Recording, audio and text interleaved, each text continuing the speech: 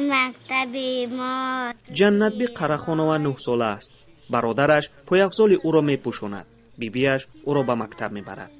جنتبی نابینا است و در صنفخانه مخصوص تحصیل میکند. خونه آینده یگان چی شود؟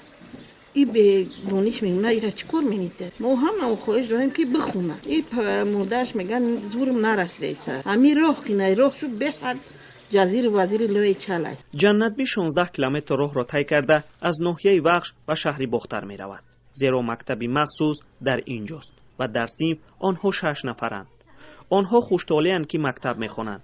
دهها هم سرنوشت آنها یا از مکتب دور میمانند و یا در خانه میخوانند. روزیه بابویوا که مثل شاگردانش نابینا است، در کودکی مشکلی تحصیل در شرایط خانه را از سر گذرانیده است. خودم نابینا شدم. من تحصیلات خانگی دادم. تحصیلات خانگی تا اون درجه را به روحیه انسان صدمه میاره که خودت یک چیز نالازم حس میکنی. قسم خوردم که وقتی که خونده اگر معلومات عالی گیرم حتما کوشش میکنم که کودکان بخصوص کودکان معیوب اومده قطعی کودکان مقرری همه یک جایه خونند. جلب کودکان نابینا به مکتب کاری آسان نبود، ولی روزیه تلاش کرد که رسما صنفخانه را برای کودکان نابینا تأسیس دهد.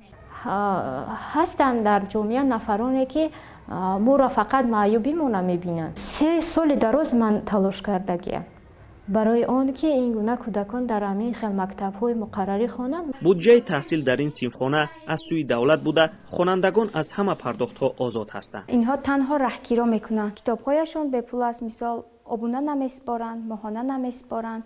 دولت اینها رو دستگیری میکنه. البته برنامه تحصیل این خوانندگان مثل دیگر خوانندگان است، ولی خط آنها فرق میکند.